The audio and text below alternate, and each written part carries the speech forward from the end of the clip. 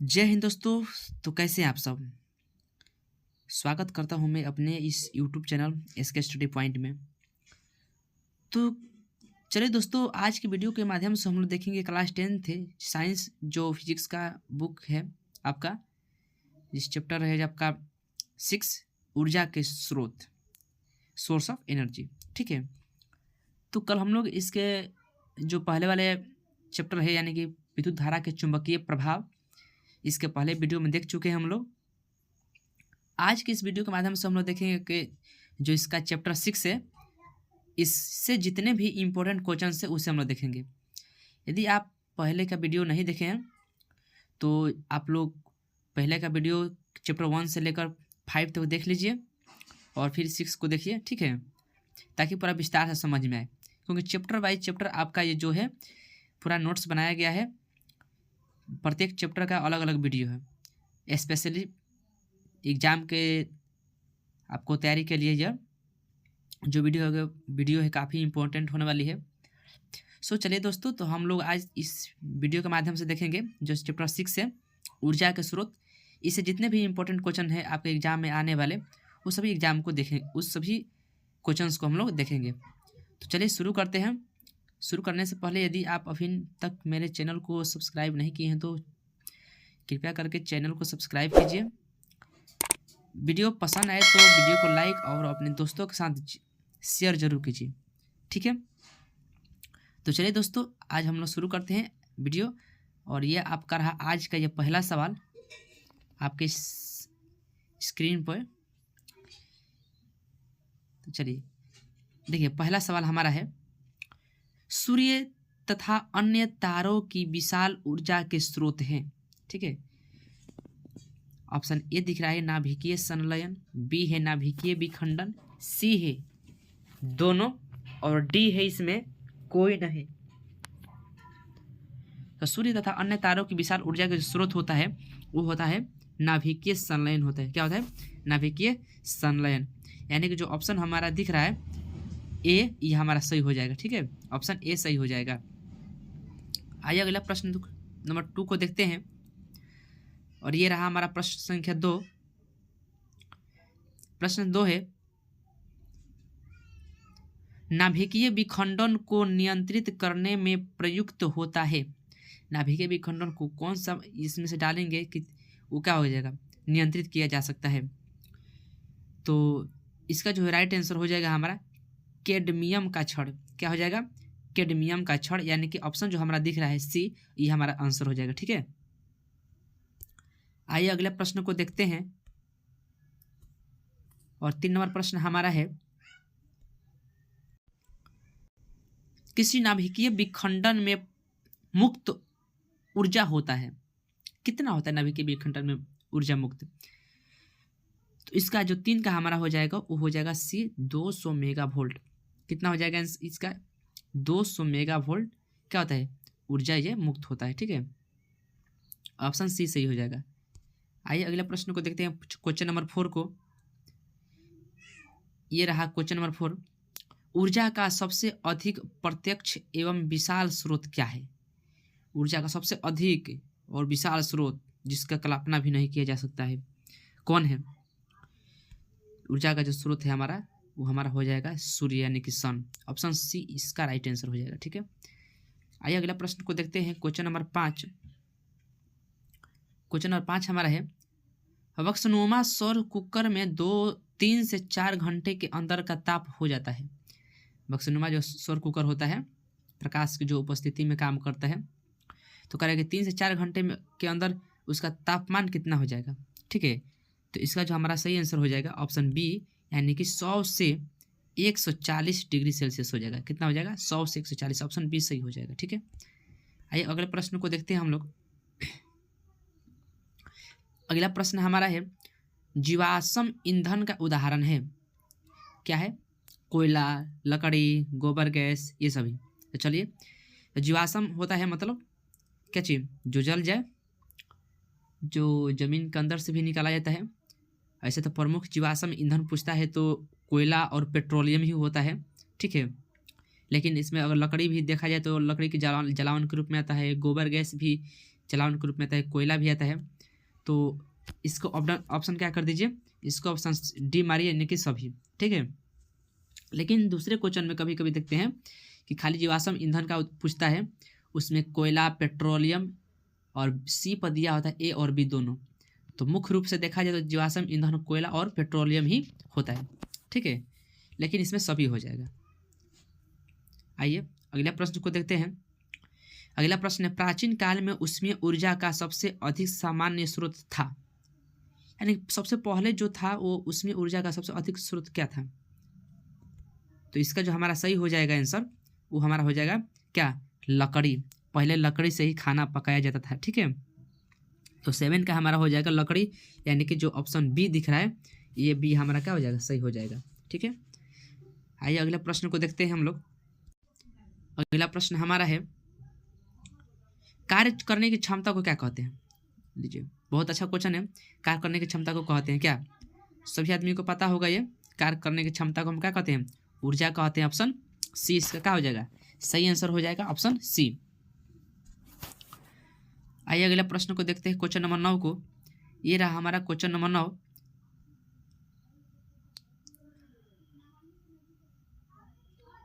गोबर गैस एक प्रकार की है। क्या है गोबर गैस?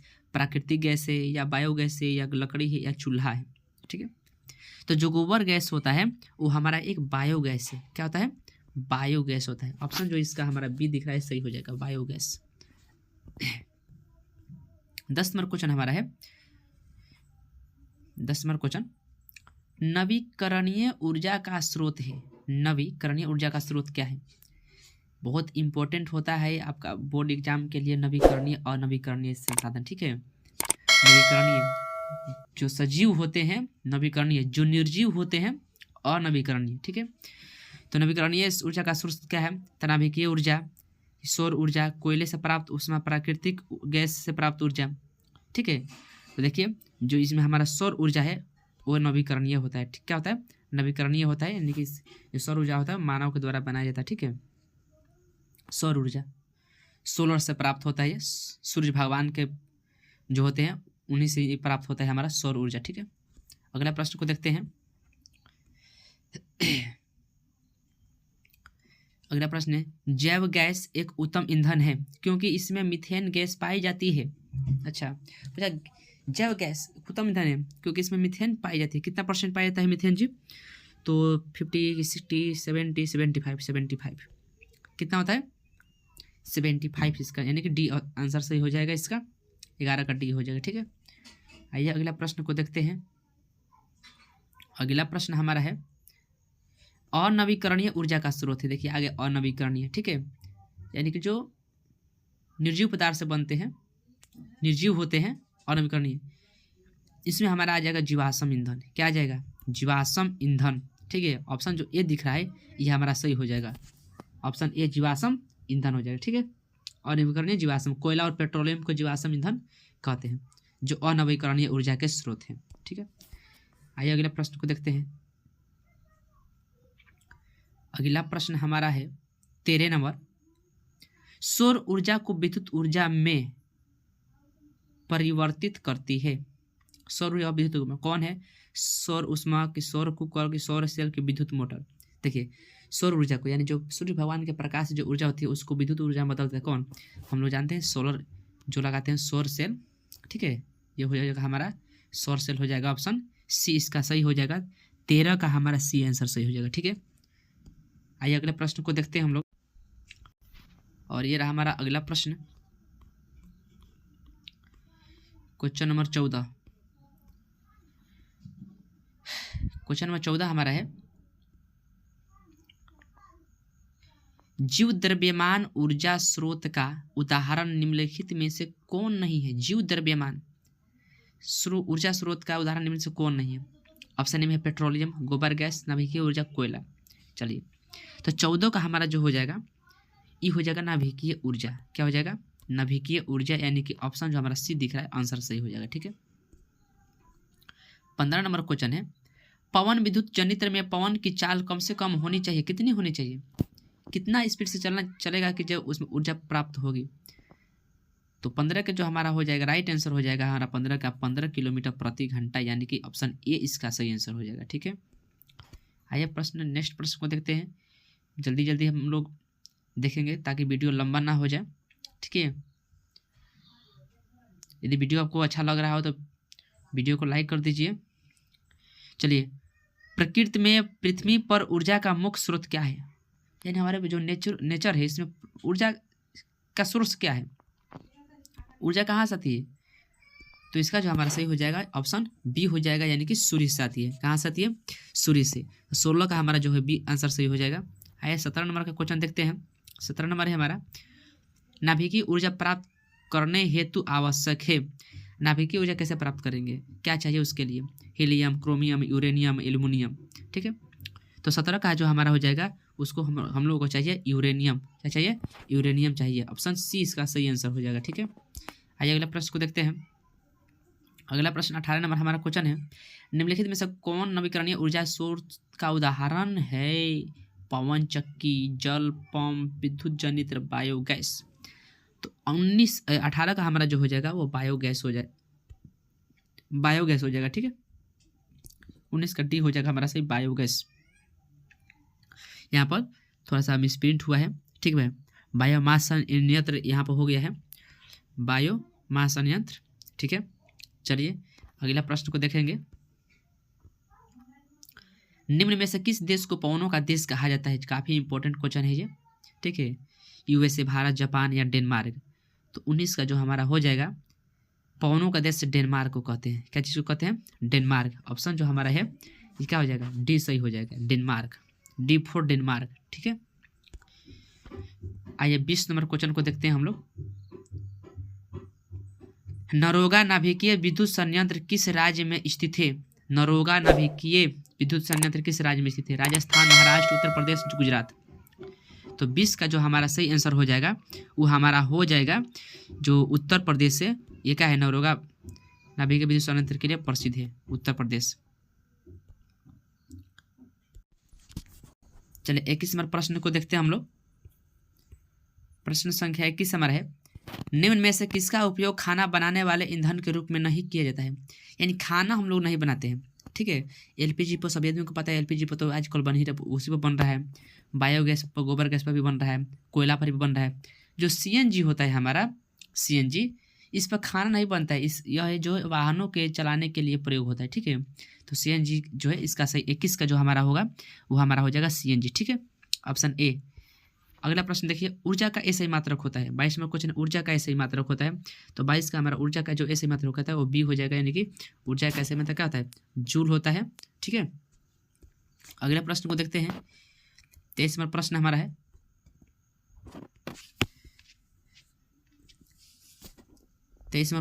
है,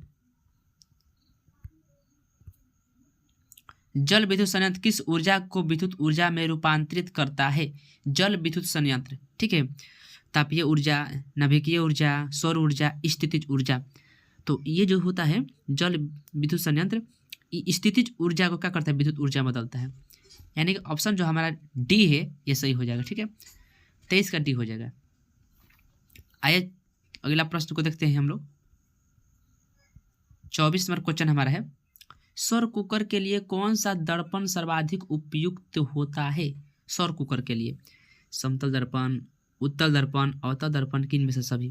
तो देखिए जो सौर कुकर होता है उसके लिए अवतल दर्पण प्रयुक्त किया जाता है। कौन सा दर्पण? अवतल दर्पण, यानी कि ऑप्शन जो हमारा हो जाएगा सी सही हो जाएगा।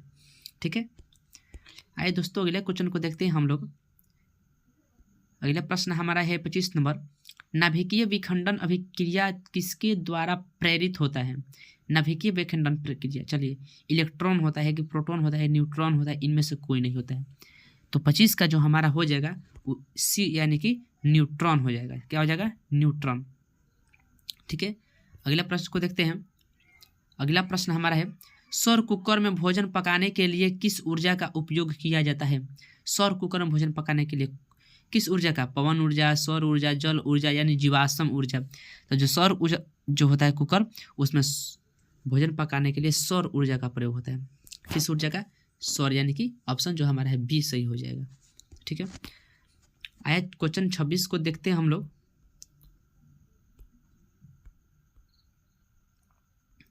26 नंबर प्रश्न हम 27 नंबर प्रश्न को देखते हैं।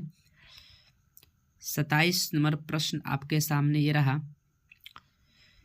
निम्न में से किस पदार्थ का उपयोग सौर सेल बनाने में किया जाता है। काफ़ी इंपॉर्टेंट क्वेश्चन ये होने वाली है आपके लिए, काफ़ी VVI क्वेश्चन है ये, ठीक है।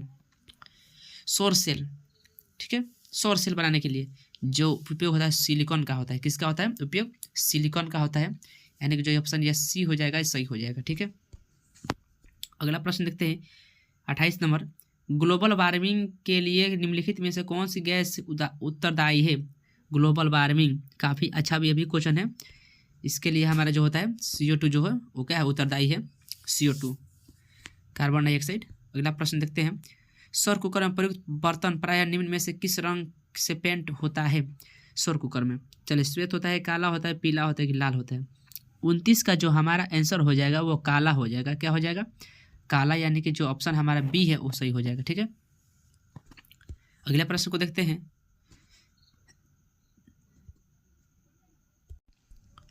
अगला प्रश्न हमारा है, जीवाश्म ईंधन की ऊर्जा का वास्तविक स्रोत क्या है। जीवाश्म ईंधन का सूर्य है, चंद्रमा है, नाभिकीय संलयन है, इनमें से कोई नहीं। तो जीवाश्म ईंधन का जो ऊर्जा का वास्तविक स्रोत है वो हमारा सन यानी कि सूर्य हो जाएगा। क्या हो जाएगा जी? सूर्य हो जाएगा, ऑप्शन ए सही हो जाएगा इसका आंसर, ठीक है। आइए अगले प्रश्न 31 नंबर देखते हैं। 31 नंबर ये रहा हमारा पहला क्वेश्चन। 31 नंबर, सौर जल उष्मक का उपयोग गर्म पानी पीने के लिए नहीं किया जा सकता है। सौर जल उष्मक का उपयोग गर्म पानी पीने के लिए नहीं किया जा सकता है। कब? धूप वाले दिन में, बादल वाले दिन में, गर्म दिन में, तूफानी दिन में। तो ये हमारा जो आंसर हो जाएगा वो बादल वाले दिन में हो जाएगा, ठीक है। क्या ऑप्शन हो जाएगा? ऑप्शन बी यानी कि बादल वाला, बी फॉर बादल, ठीक है। आइए अगला प्रश्न को देखते हैं हम लोग। अगला प्रश्न हमारा है, आदर्श ईंधन में कौन सी गैस उत्सर्जित होती है। आदर्श ईंधन में कौन सी गैस उत्सर्जित होती है। Methane, oxygen, CO2, carbon dioxide, इनमें से कोई नहीं। तो जो आदर्श ईंधन होता है उसमें ऐसे कोई भी गैस नहीं होती जो कि हमारे लिए हानिकारक होती है, इसलिए इसका जो ऑप्शन हो जाएगा हमारा डी फॉर कोई नहीं, ठीक है। डी फॉर कोई नहीं, इनमें से कोई नहीं होता है, ठीक है। अगला प्रश्न देखते हैं, नरोगा नाभिकीय विद्युत संयंत्र किस राज्य में स्थित है। नरोगा, ठीक है, नरोगा नाभिकीय विद्युत संयंत्र ये जो है हमारा उत्तर प्रदेश में स्थित है, ठीक है, उत्तर प्रदेश में स्थित है। आइए 34 नंबर क्वेश्चन को देखते हैं। 34 हमारा क्वेश्चन है, जीवाश्म ईंधन ऊर्जा के हैं। जीवाश्म ईंधन नवीकरणीय स्रोत है कि अनवीकरणीय स्रोत है कि वैकल्पिक स्रोत है कि इनमें से कोई नहीं। देखिए ये जो होता है हमारा जीवाश्म ईंधन, इसी को कहते हैं पेट्रोलियम और कोयला को, जो हमारा अनवीकरणीय स्रोत है। क्या है? अनवीकरणीय स्रोत। यह हमारा जो है ऑप्शन क्या हो जाएगा? ये जो हमारा ऑप्शन हो जाएगा बी सही हो जाएगा इसका आंसर, ठीक है। अनवीकरणीय स्रोत हो जाएगा बी, ठीक है। अगला प्रश्न को देखते हैं 35 नंबर। 35 क्वेश्चन है, सरदार सरोवर बांध किस नदी पर बना है। सरदार सरोवर बांध गंगा पर है कि सतलज पर है कि नर्मदा पर है कि ताप्ती पर है। तो जो सरदार सरोवर बांध है वो गंगा नदी पर बना हुआ है, नर्मदा नदी पर। कहाँ बना हुआ है? नर्मदा नदी पर बना हुआ है ये। अगला प्रश्न हमारा हो जाएगा, काफ़ी इंपॉर्टेंट क्वेश्चन है ये, टिहरी बांध किस नदी पर बना है। गंगा, सतलज, यमुना, नर्मदा। तो जो टिहरी हमारा बांध है वो नर्मदा नदी पर बना हुआ है। कहाँ बना हुआ है? तो नर्मदा नदी पर, ठीक है। डी ऑप्शन सही हो जाएगा इसका। 37 नंबर प्रश्न हमारा है, भारत का पवन ऊर्जा द्वारा विद्युत उत्पादन करने वाले देशों में कौन सा, इसमें छूट गया सॉरी थोड़ा सा, इसमें कौन सा स्थान है। चलिए पवन ऊर्जा जो भारत उत्पादन करता है पवन से, कितना स्थान है इसका, कौन सा नंबर है इसका, ठीक है। आखिर भारत में कौन नंबर पर उत्पादन कर लेता है ये। तो ये जो हमारा स्थिति है ये हमारा है 5वां स्थिति है, ठीक है, यानी कि 5वें नंबर पर ये हमारा भारत जो है आता है, ठीक। अगला प्रश्न 38 में देखते हैं। 38 नंबर काफ़ी इंपॉर्टेंट क्वेश्चन है, शायद ये डबल प्रिंट हुआ है। कोई क्वेश्चन ऐसा है कि जब डबल प्रिंट हो गया है, तो चलिए कोई बात नहीं है। सौर सेल बनाने के लिए किसका उपयोग किया जाता है? इसके पहले से बताए थे आप लोगों को कि सौर सेल बनाने के लिए आपको सिलिकॉन का उपयोग किया जाता है। ठीक है, ऑप्शन जो है डी इसका 38 का सही हो जाएगा। आइए अब देखते हैं क्वेश्चन नंबर 39 को। क्वेश्चन नंबर हमारा 39 है जो आपके सामने ये रहा। चलिए,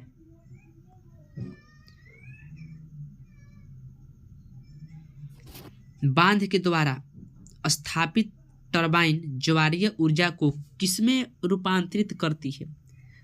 ठीक है, जो टरबाइन होता है वही ना ऊर्जा को रूपांतरित करता है। तो इसका जो हमारा सही आंसर हो जाएगा वो जगह विद्युत ऊर्जा में रूपांतरित करता है। किस में करता है? विद्युत ऊर्जा में वो रूपांतरित करता है। ऑप्शन जो है बी हो जाएगा, बी फॉर विद्युत ऊर्जा। ठीक है, 40 नंबर का जो हमारा क्वेश्चन है, अच्छा क्वेश्चन ये भी है। ठीक है, चलिए, OTEC विद्युत संयंत्र केवल तभी प्रचलित होते हैं जब महासागर के पृष्ठ पर जल का ताप तथा 2 किलोमीटर तक की गहराई पर जल के ताप में अंतर होता है। चलिए थोड़ा जान लेते हैं कि OTEC क्या होता है। तो इसका जो फुल फॉर्म होता है ओशियन थर्मल एनर्जी कन्वर्सन होता है। ठीक है, जिसको हम लोग हिंदी में सागरीय तापीय ऊर्जा रूपांतरण कहते हैं। तो 2 किलोमीटर गहराई तक जल का जो टेम्परेचर का अंतर जो होता है वो हमारा हो जाता है 20 डिग्री सेल्सियस। कितना होता है? 20 डिग्री सेल्सियस हो जाता है। जो ऑप्शन आपको दिख रहा है सी पर 20 डिग्री सेल्सियस। ठीक है, तो इसका जो सी सही हो जाएगा आंसर। ठीक है, आइए 41 नंबर प्रश्न को देखते हैं। हाइड्रोजन बम किस अभिक्रिया पर आधारित है? काफ़ी अच्छा क्वेश्चन है। नाभिकीय विखंडन, नाभिकीय संलयन की दोनों की इनमें से कोई नहीं। देखिए, जो हाइड्रोजन बम होता है वो नाभिकीय संलयन पर आधारित होता है। किस पर? नाभिकीय संलयन। ऑप्शन जो बी सही हो जाएगा इसका आंसर। 42 नंबर क्वेश्चन देखते हैं। अच्छा क्वेश्चन है। तारापुर नाभिकीय विद्युत संयंत्र किस राज्य में स्थित है? तारापुर महाराष्ट्र। बी यहाँ पर देखिए, बी यहाँ से आ गया यहाँ पर। ठीक है, यहाँ पर राजस्थान होना चाहिए। राजस्थान जो कि आ गया यहाँ पर। बी राजस्थान, सी में है तमिलनाडु और डी में है गुजरात। जो तारापुर विद्युत संयंत्र है वो हमारा हो जाएगा महाराष्ट्र में। कहाँ हो जाएगा? यानी कि महाराष्ट्र में हो जाएगा, महाराष्ट्र में स्थित है। ठीक है, चलिए अगला प्रश्न को देखते हैं। 43 नंबर, राणा प्रताप सागर नाभिकीय विद्युत संयंत्र किस राज्य में स्थित है? राणा प्रताप गुजरात, तमिलनाडु, महाराष्ट्र की राजस्थान। तो ये जो हमारा हो जाएगा राजस्थान में हो जाएगा। राणा प्रताप कहाँ जाएंगे? राजस्थान में, डी। 44 नंबर क्वेश्चन है। कम नाभिकीय विद्युत संयंत्र किस राज्य में स्थित है? चलिए, ऑप्शन ए में है उत्तर प्रदेश, बी हमारा बी जो है हमारा तमिलनाडु, बी तमिलनाडु, सी कर्नाटक, डी गुजरात है। ठीक है, तो 44 का जो हमारा हो जाएगा वो हो जाएगा तमिलनाडु। कहाँ हो जाएगा जी? तमिलनाडु है। कल्पक्कम नाभिकीय विद्युत संयंत्र तमिलनाडु राज्य में स्थित है। अगला प्रश्न देखते हैं। काकरापार नाभिकीय विद्युत संयंत्र किस राज्य में स्थित है? चलिए, तो ये हमारा हो जाएगा 45 का जो है ये गुजरात में हो जाएगा हमारा। ठीक है, ये हमारा हो जाएगा सी यानी कि गुजरात। आइए प्रश्न 46वां प्रश्न हमारा है। केगा नाभिकीय विद्युत संयंत्र किस राज्य में स्थित है? चलिए, इससे तो एक आपका क्वेश्चन फिक्स है, हमेशा एग्जाम में पूछेगा। इसमें से जितना विद्युत संयंत्र है इसमें से एकदम एक तरफ हम रख दिए हैं इस क्वेश्चन को ताकि याद करने में भी आसानी हो। इसमें से क्वेश्चन एक हमेशा रहता है। ठीक है, तो 46 का जो हमारा राइट आंसर हो जाएगा वो हमारा कर्नाटक हो जाएगा। केगा के क से केगा, क से कर्नाटक। ठीक है, तो कुछ लॉजिक से भी याद रखिएगा आप लोग। कर्नाटक इसका आंसर हो जाएगा हमारा 46 का। 47 नंबर हम प्रश्न देखते हैं। 47 नंबर प्रश्न हमारा है ईंधन है। चलिए, ईंधन पूछा है। CNG, LPG, लकड़ी, इनमें सभी। देखिए एक बात बताते हैं, CNG भी क्या है? एक ईंधन ही है। भले उसका उपयोग वाहन में होता है लेकिन ईंधन है। LPG भी ईंधन है, लकड़ी भी ईंधन है और इनमें से सभी है। तो यदि आपको क्वेश्चन मान के चलिए याद नहीं है, ठीक है, कन्फर्म नहीं है, इसमें तो कोई नेगेटिव मार्किंग है नहीं कि जज आप छोड़ दीजिएगा। और ऑप्शन आपको डी दिख रहा है, ऑप्शन में डी लिखा है, तो 99% आंसर जो होता है डी सही होता है, यानी कि इनमें से सभी। तो यदि याद नहीं है तो इसको लॉजिक लगाकर आप इनमें से सभी मार सकते हैं, ठीक है। इसका जो राइट आंसर हो जाएगा ऑप्शन डी हो जाएगा, इनमें से सभी। 47-48 नंबर क्वेश्चन देखते हैं। टिहरी बांध निर्माण का उद्देश्य क्या था? जो टिहरी बांध बनाया गया था ये किस उद्देश्य से बनाया गया था? ऑप्शन ए जल आपूर्ति, भूमि सिंचाई की, बिजली उत्पादन की, इनमें से सभी। अभी मैंने बताया कि इनमें से जो सभी होता है वो भी कोई सोचकर ही टाइप किया है क्वेश्चन, हमेशा ही सही आता है। तो इसका भी जो हमारा आंसर हो जाएगा वो हमारा हो जाएगा ऑप्शन डी की, इनमें से सभी हो जाएगा, ठीक है।